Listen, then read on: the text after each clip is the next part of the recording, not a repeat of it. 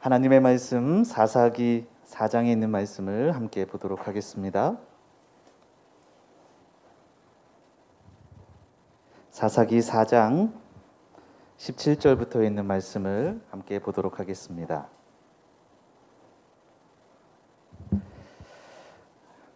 (17절부터) 24절 끝까지 제가 홀수절을 우리 성도님들께서 짝수절을 교독하도록 하겠습니다. 사사기 4장 17절부터입니다.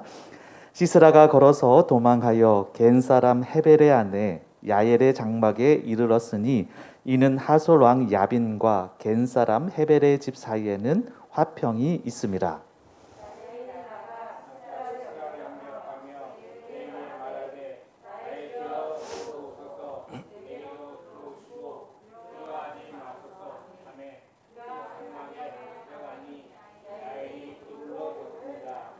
시스라가 그에게 말하되 청하노니 내게 물을 조금 마시게 하라. 내가 목이 마르다 하매 우유 부대를 열어 그에게 마시게 하고 그를 덮으니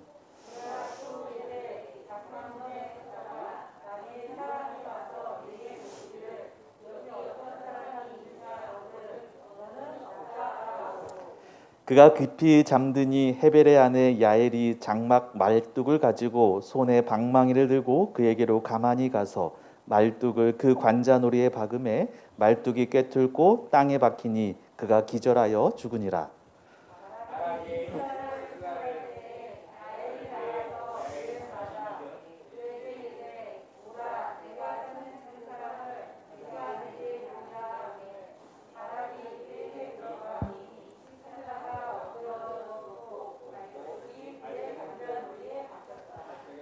이와 같이 이날에 하나님이 가나안 왕 야빈을 이스라엘 자손 앞에 굴복하게 하신지라.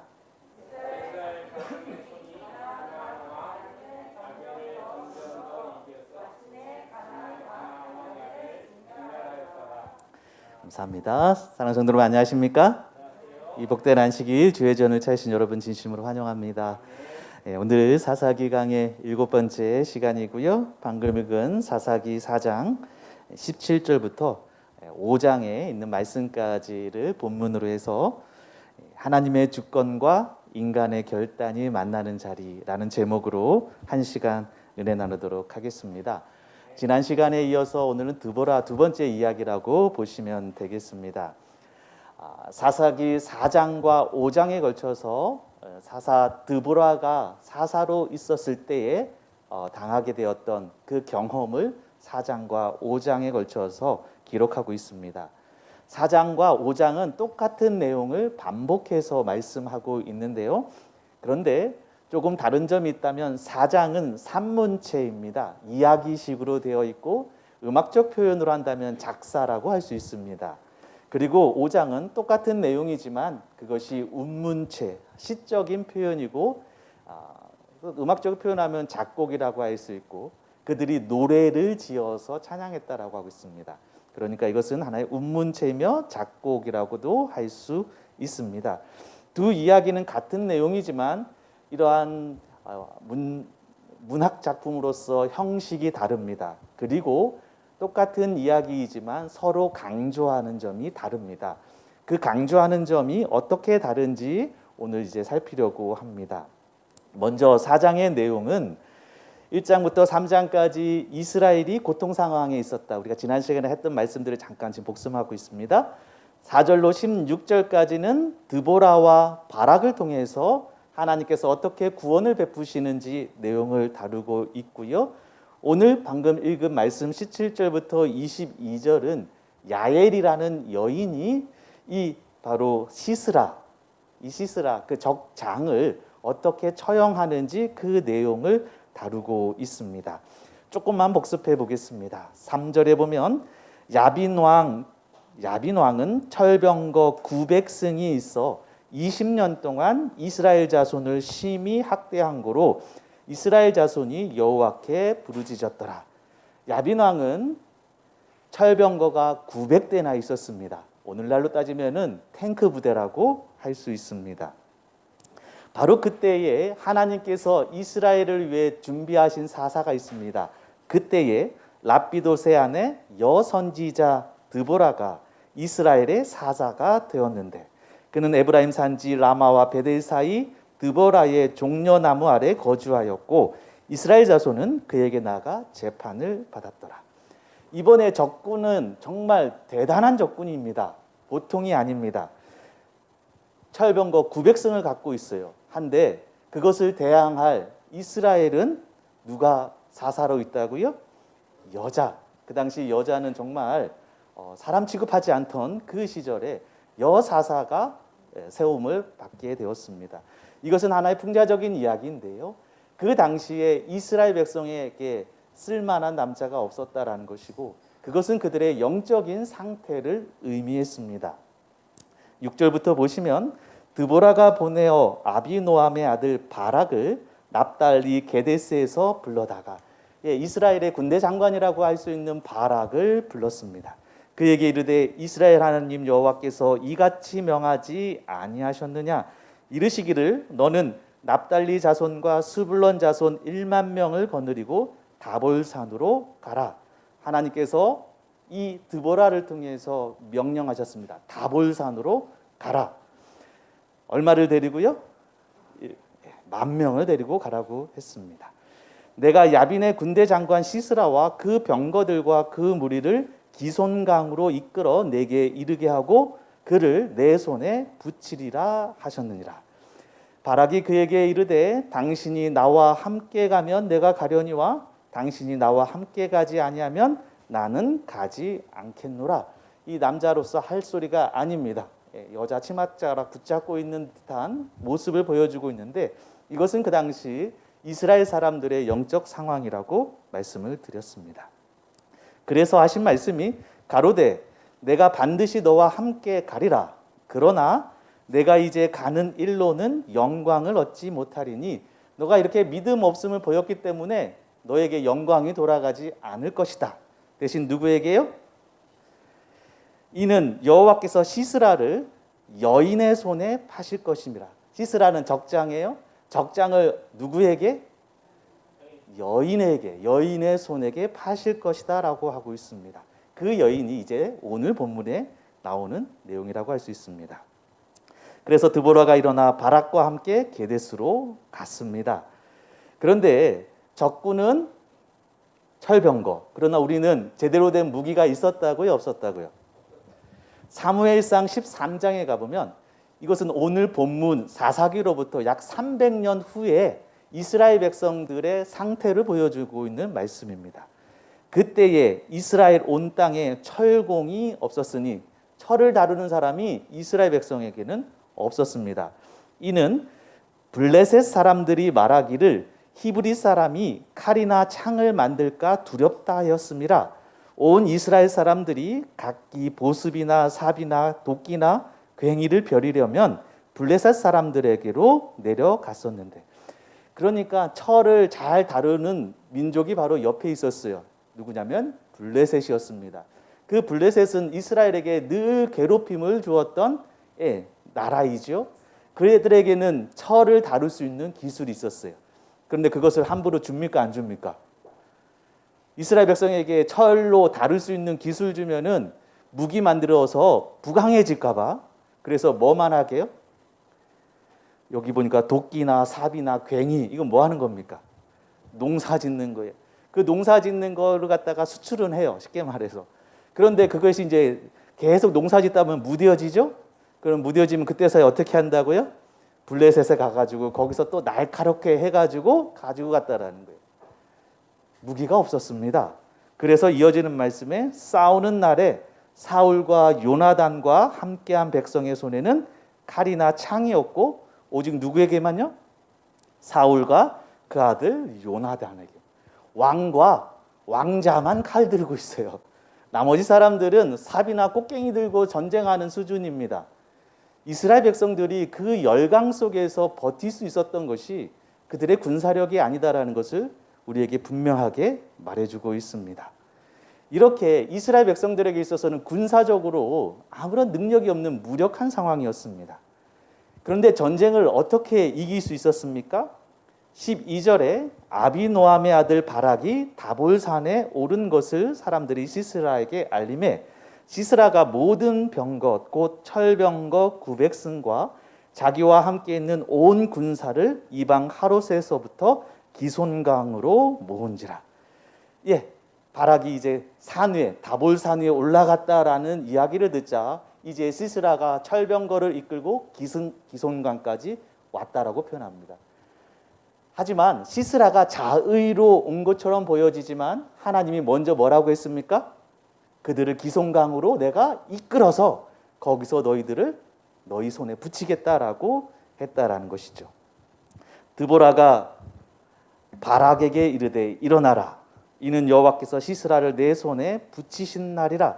이 붙이신 날이라는 게 완료입니다. 이미 하나님께서는 결정했고 하나님의 그 주권적 섭리에서 전쟁은 이미 끝난 것입니다. 여호와께서 너의 앞서 행하지 아니하시느냐? 이에 바락이 1만 명을 거느리고 어떻게 했다고요? 다볼산에서 내려갔다라고 표현합니다. 이것은 자살행위라고 했죠? 철병거가 밑에 있는데 무기 하나 제대로 없는 그들이 산에서 돌이라도 던지고 해야죠. 그죠? 그런데 내려간다라는 것은 자살행위였습니다. 하지만 하나님의 말씀에 의지해서 그들은 내려가게 되었습니다. 여호와께서 바락 앞에서 시스라와 그 모든 병거와 그 온 군대를 칼날로 쳐서 패하게 하심에 시스라가 병거에서 내려 도보로 도망한지라. 예, 여기 보니까 시스라가 패했습니다. 도망가는데 어떻게 도망갔다고요? 걸어서. 여러분 그 병거를 가지고 있으면 빨리 도망가려면 어떻게 해야 됩니까? 병거 타고 도망가야 돼요. 근데 왜 여기서 내려서 걸어갔다고요? 5장 20절에도 보면은 이런 표현이 있습니다. 별들이 하늘에서부터 싸우되 그들이 다니는 길에서 시스라와 싸웠도다. 기손강은 그 무리를 표류시켰으니. 이 표현은 하늘에서 비가 폭우가 내렸다라는 의미입니다. 지금 이곳에 가면 이 지형을 와디 지형이라고 하는데요. 예, 비가 오면은 급격하게 물살이 깊어지고 그리고 질퍽질퍽해지는 것입니다. 그래서 철병거의 바퀴가 다 질퍽질퍽해진 그 땅 때문에 움직일 수 없는 그런 상황이 벌어지게 된 것입니다. 그래서 그들은 철병거를 사용하지도 못하고 이 이스라엘의 하나님의 그 천지를 진동하는 그 소리에 기가 죽고 그들이 멸망하게 되었습니다. 그런데 지난 시간에 말씀드렸지만 이 이야기의 중심은 전쟁이 이야기의 중심이 아닙니다. 이 이야기를 시작하면서 어떻게 표현하고 있냐면 여호와께서 내게 붙이신 날이라 라고 해서 이미 승리가 결과가 이미 나와 있습니다. 이야기를 시작하는데 앞으로 전쟁 이야기를 하는데 전쟁 결과를 먼저 이야기하고 전쟁 이야기를 하면 재밌습니까? 재미없습니까? 재미없습니다. 스릴이 떨어져요. 더군다나 뭐라고 얘기하냐면 기손강에서 무찌르게 하겠다라는 방법과 장소까지 다 알려주고 이야기를 시작하면 그것은 문학 작품으로서 별로 재미없는 잘못 쓰여진 그러한 이야기라고 할 수 있습니다. 흥미가 떨어지죠. 그래서 이 드보라 이야기의 핵심은 전쟁 이야기의 흥미에 있는 것이 아니라 하나님이 어떻게 주권적으로 약속을 이루어 가시느냐, 이것이 핵심이라는 거예요. 먼저 약속해 주시고 이렇게 되겠다라고 먼저 선포하신 하나님이 그 말씀에 따라 어떻게 그 일들을 성취하셨는지를 이야기해 주는 것이 이 말씀의 중심이라고 할 수 있습니다. 그러므로 이 이야기의 중심은 여호와의 구원 이야기이고요. 명령과 약속을 그분이 신실하게 지키신다. 이것이 이야기의 핵심입니다. 그리고 이제 오늘 이어지는 이 말씀의 내용은 하나님께서 약속해 주신 것들을 하나님께서 성취하신 그 과거의 역사를 살펴볼 때 앞으로도 하나님께서 지금도 앞으로도 어떻게 이끄신다라는 것을 믿음으로 확신하고 그 믿음 부여잡고 살아가느냐, 이 문제를 다루고 있는 것입니다.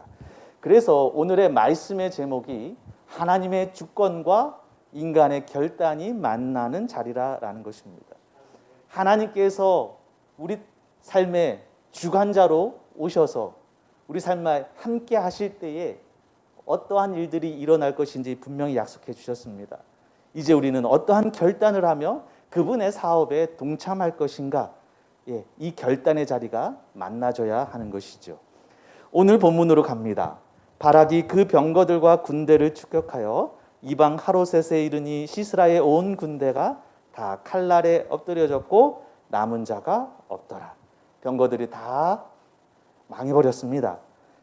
시스라가 걸어서 도망하여 겐 사람 헤벨의 아내 야엘의 장막에 이르렀으니 이는 하솔왕 야빈과 겐 사람 헤벨의 집 사이에는 화평이 있습니다. 이 시스라가 이제 걸어서 도망하여서 겐 사람 헤벨의 집에 들어가게 되었습니다. 왜냐하면 둘 사이에는 화평 조약이 있었고 사이가 좋았기 때문입니다. 그때에 바로 이 헤벨의 아내 야헬이 나가서 시스라를 영접하며 그에게 말하되 나의 주여 들어오소서 내게로 들어오시고 두려워하지 마소서 하매 그가 그 장막에 들어가니 야헬이 이불로 그를 덮으니라.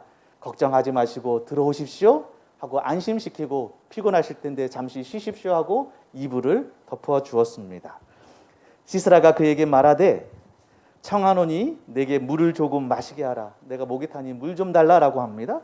내가 목마르다 하매 우유 부대를 열어 그에게 마시게 하고 그를 덮으니 우유를 주었습니다. 피곤할 때 뭐 서양도 그렇고 이 근동도 그렇고 따뜻하게 우유를 데펴서 주면은 잠이 잘 온다라고 합니다. 그래서 우유를 먹이고 편하게 쉴 수 있도록 하게 했습니다. 그 우유 먹고 어떻게 했습니까?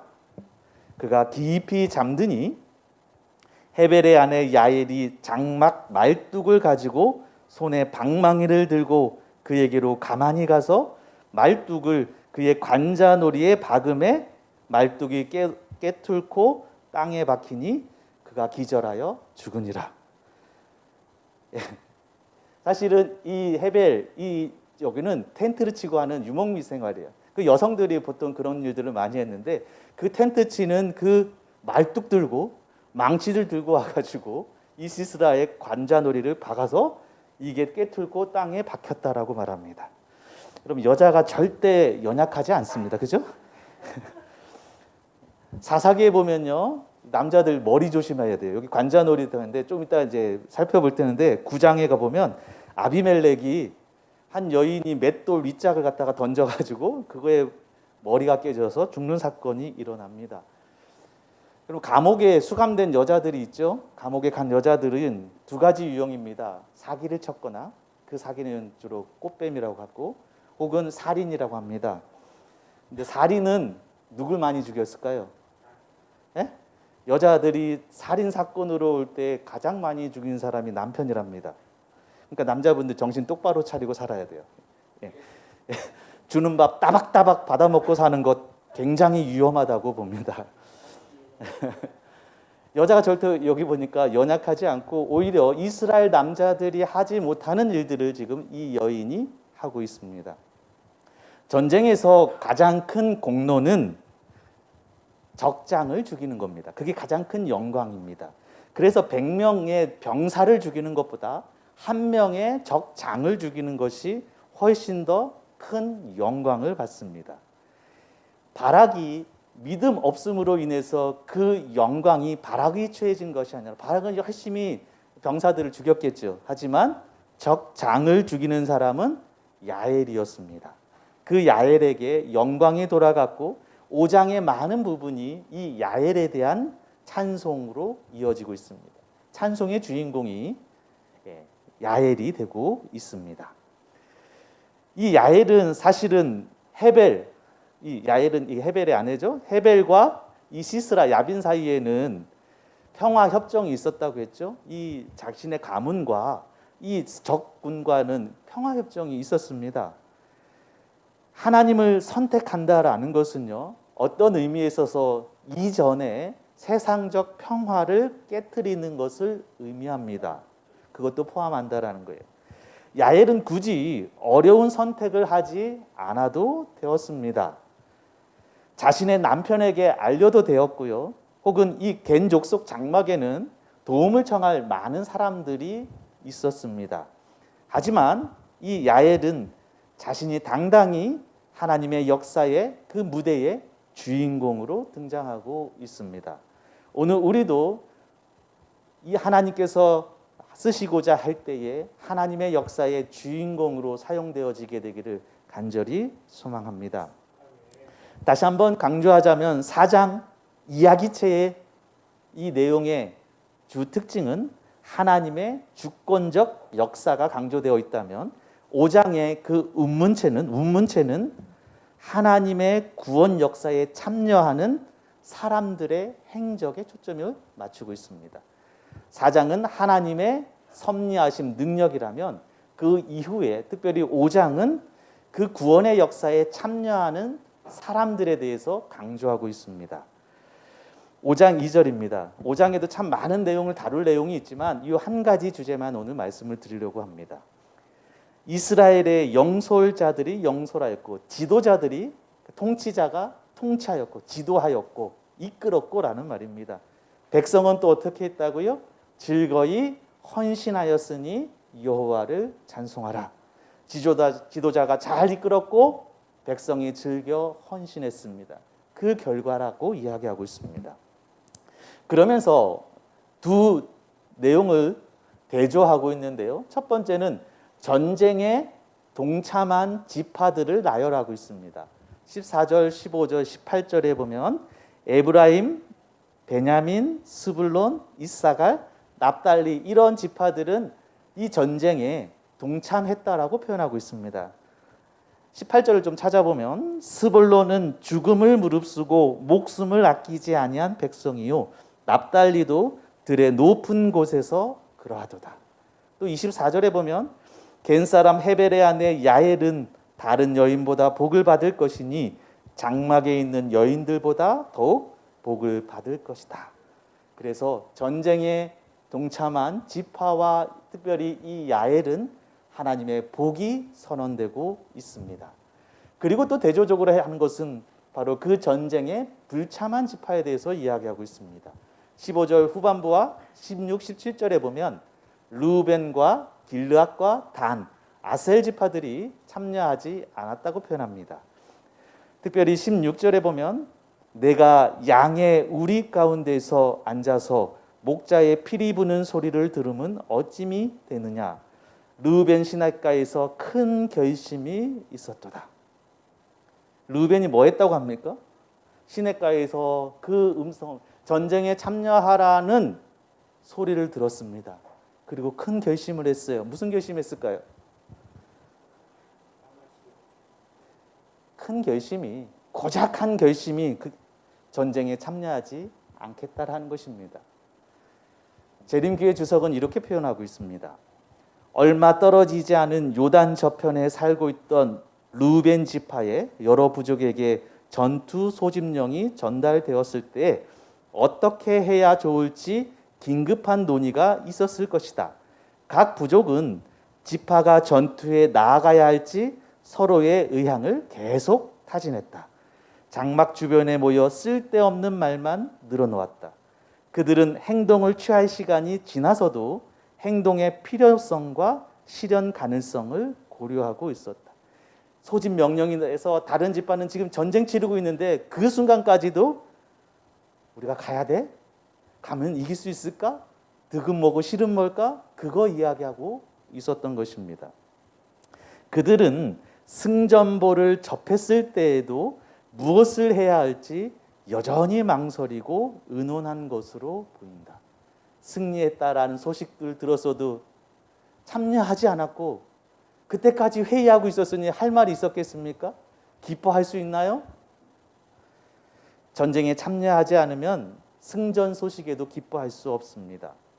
여러분 하나님의 전쟁에 참여하는 특권을 누리시게 되길 간절히 바랍니다.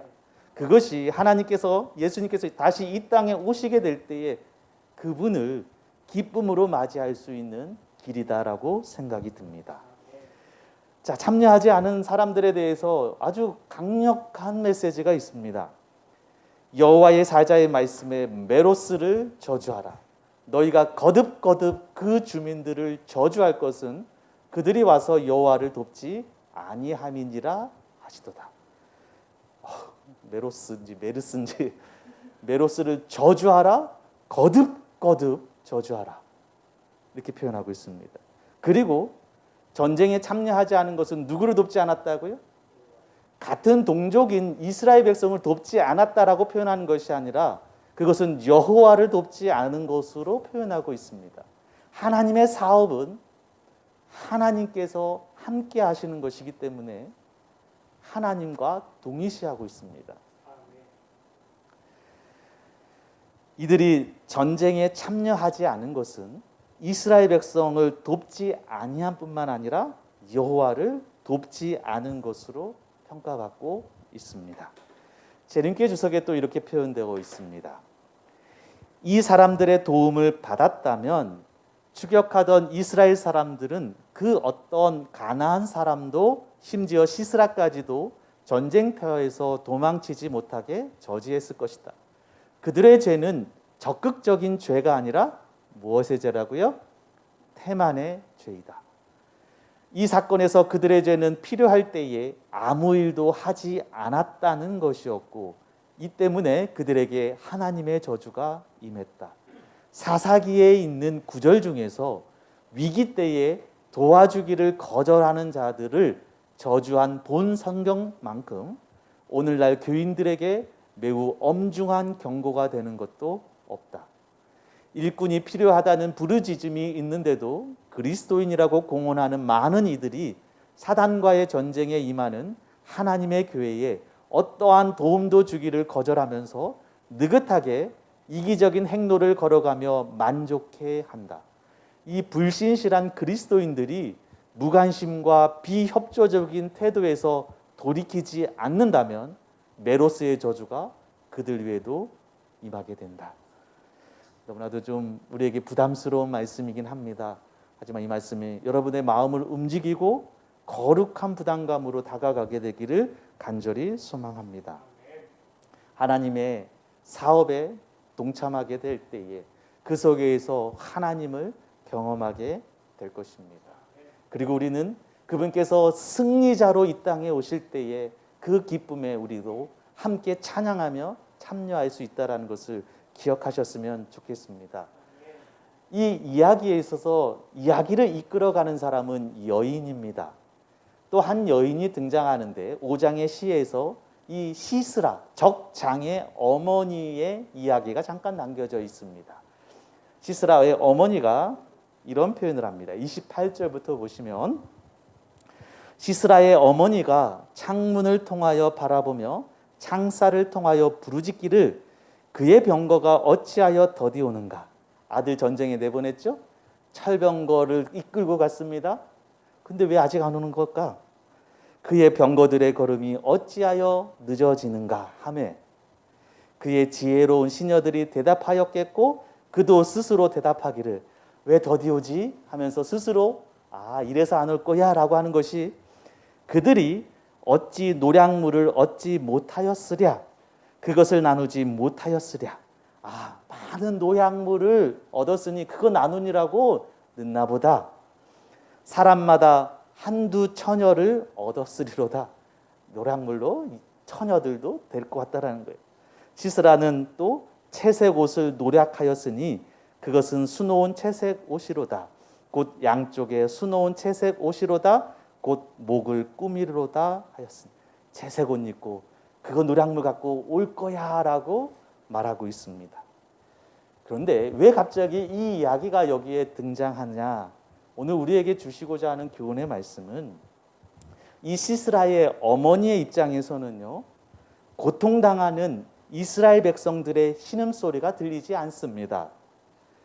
철번거에 짓밟히고 사람이 죽어가는 것에 대해서 아무런 연민의 마음이 없습니다. 그저 아들이 승리해서 전리품을 가지고 오는 것, 그것에 대한 기대만 있을 뿐이다라는 것입니다.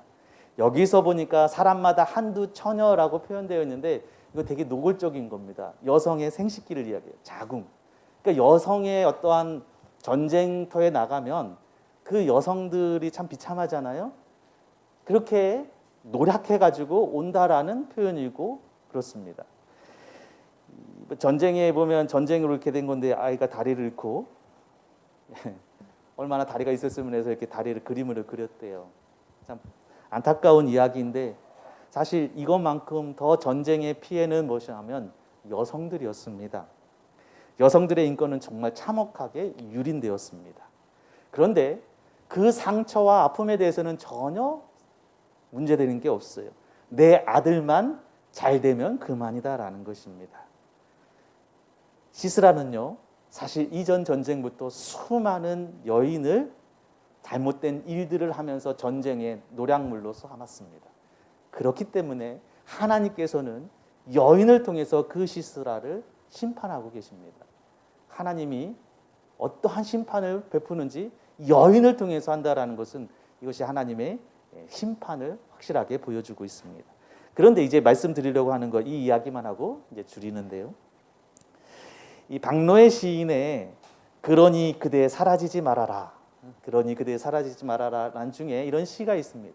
감사한 죄라는 거. 감사한 게 왜 죄죠? 이 감사한 죄라는 것을 제가 좀 읽어보겠습니다. 새벽녘 팔순 어머니가 흐느끼신다. 젊어서 홀몸이 되어 온갖 노동을 하며 5 자녀를 키워낸 장하신 어머니. 눈도 귀도 어두워져 홀로 사는 어머니가 새벽 기도 중에 나짖기 흐느끼신다. 나는 한평생 기도로 살아왔노라. 낯선 서울 땅에 올라와 노점상으로 쫓기고 여자 몸으로 공사판을 뛰어다니면서도 남보다 도와주는 사람이 많았음에 늘 감사하며 기도했느니라. 아비도 없이 가난 속에 연자자에 묶인 내 새끼들 환경에 좌절하지 않고 경우 바르게 자라나서 큰 아들과 막내는 성직자로 하나님께 바치고 너희 내외는 민주운동가로 나라에 바치고 나는 감사기도를 바치며 살아왔느니라. 감사할 일이 많았죠. 어려움 속에서도 하나님이 이끌어 주신 거에 대해 감사한 거예요. 좋은 이야기예요. 근데 왜 감사한 게 죄입니까? 그런데 이어지는 시입니다. 내 나이 80이 넘으니 오늘에야 내 숨은 죄가 보이기 시작하는구나.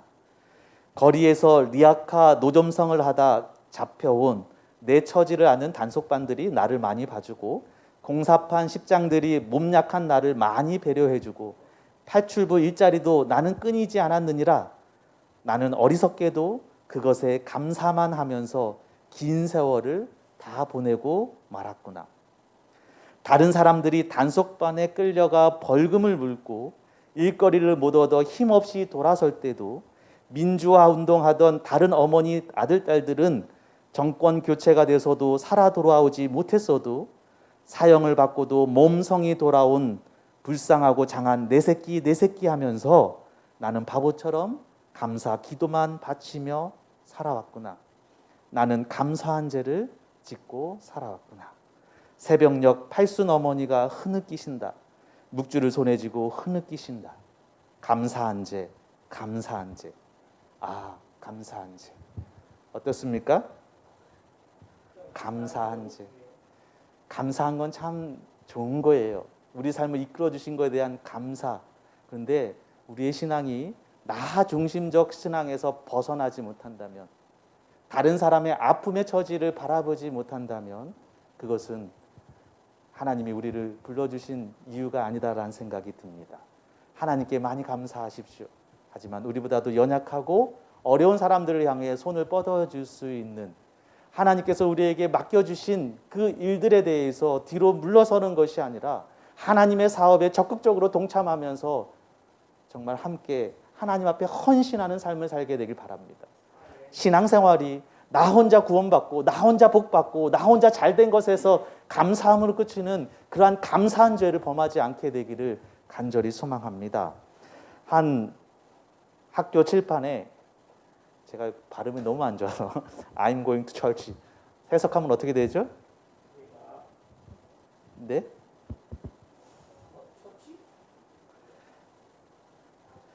너무 어려운 문장인가요? 이 문장을 썼더니 한 아이가 그 밑에다가 해석을 이렇게 썼습니다. 처치하러 간다. 여러분 교회에 왜 나오셨습니까? 처치하러 나오셨습니까? 오늘 하나님께서 우리를 불러주신 하나님의 은혜 감사하시기 바랍니다. 하나님께서 우리에게 능력 주시고 하나님의 사업에 동참하라라고 말씀하실 때에 정말 감사함으로 그 일에 함께 하시길 바랍니다. 사랑하는 성도 여러분, 이제 말씀을 마치며 호소합니다. 하나님께서는 우리를 사랑하셔서 위대한 구원을 베풀어 주셨습니다. 그리고 이미 구원을 경험한 우리들을 통해서 세상에 나누어 줄 통로가 되기를 원하고 계십니다. 소극적인 태만의 죄를 범하지 않게 되기를 간절히 소망합니다. 하나님의 몸된 이 교회를 섬길 수 있는 것이 얼마나 귀한 특권임을 기억하시면서 감사함으로 그치는 것이 아니라, 감사한 것 너무나도 감사하지만 그러나 내가 누리지 못한 그것들을 다른 사람의 그 눈물과 상처를 바라볼 수 있는 그러한 따뜻한 마음과 넓은 가슴을 소유하시는 저와 여러분이 되길 간절히